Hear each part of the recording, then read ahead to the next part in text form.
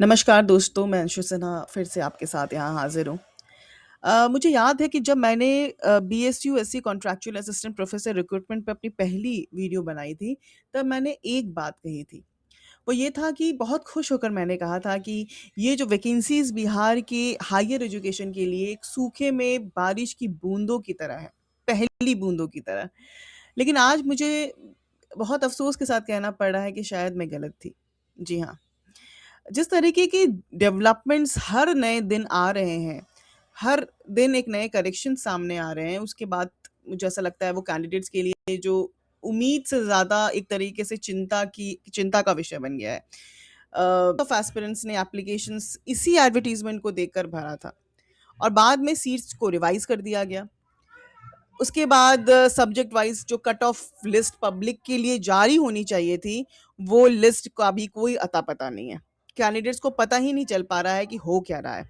उसका एपीआई कितना था, कट ऑफ क्या बनकर आया, वो शॉर्टलिस्ट अगर नहीं हुआ तो उसका रीज़न क्या था, वो ट्रांसपेरेंसी भी नहीं पता चल पाता, इतना भी ट्रांसपेरेंट नहीं है कि वो पता चल पाए। तो ट्रांसपेरेंसी की जो सबसे बड़ी रिक्वायरमेंट जो होती है ना, वो ही यहाँ पर मिसिंग है।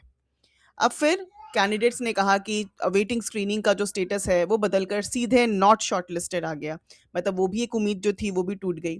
अब चाहे कमीशन के पास इसका कोई वैलिड रीज़न हो, लेकिन जब एक्सप्लेनेशन पब्लिकली नहीं दिया जाता है, तब कन्फ्यूजन्स जो है वो बढ़ता है।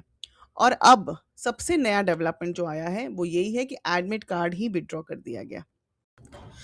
अब नोटिस में लिखा है कि admit cards withdrawn due to technical problems in the portal. अब ध्यान दीजिए कि नोटिस में कहीं भी ये नहीं लिखा गया है कि प्रॉब्लम थी क्या। बस इतना लिखा गया है कि ये टेक्निकल प्रॉब्लम है।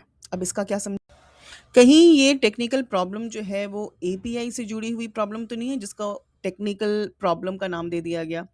क्योंकि कई स्टूडेंट्स के लगातार कंप्लेंट्स आ रहे हैं, कितने कमेंट्स आए हैं कि उनके एपीआई स्कोर ज़्यादा हैं, कम स्कोर वाले को भी इंटरव्यू के लेटर आ गए हैं, पर उनके स्कोर्स ज़्यादा हैं, उसके बावजूद भी उनको लेटर नहीं आया। और यही चल रहा है पिछले कुछ दिनों से सोशल मीडिया पर। एपीआई कैलकुलेशंस, शॉर्ट लिस्टिंग और स्क्रीनिंग मिस्टेक्स को लेकर कई तरीके के सवाल उठ रहे हैं। ये भी संभव है कि कमीशन को कुछ इस तरह है, इतना फास्ट ट्रैक में जो चीज़ें हैं उसको क्यों किया जा रहा है? अ, यही बात मुझे जो है सबसे ज़्यादा परेशान करी। जब मैंने नोटिफ़िकेशन आपके साथ रीड किया था लाइव, तो मैंने भी उस टाइम कहा था कि इतना फास्ट ट्रैक में चीज़ें क्यों हो रही है? इस रिक्रूटमेंट का एडवर्टाइज़मेंट कोई कल नहीं निकला था, ठीक है? कैंडिडेट्स ने महीनों तक वेट किया, कई-कई टाइम तक वेट किया कैंडिडेट्स ने। महीना तो नहीं कहूँगी, लेकिन अच्छा खासा समय वेट किया नोटिफ़िकेशन आने के बाद। और उसके बाद ये चीज़ें आई हैं। तो अगर इंटरव्यू 5 दिन बाद की जगह अगर 10 दिन के बाद किया होता तो क्या प्रॉब्लम थी? क्या फ़र्क पड़ जाता?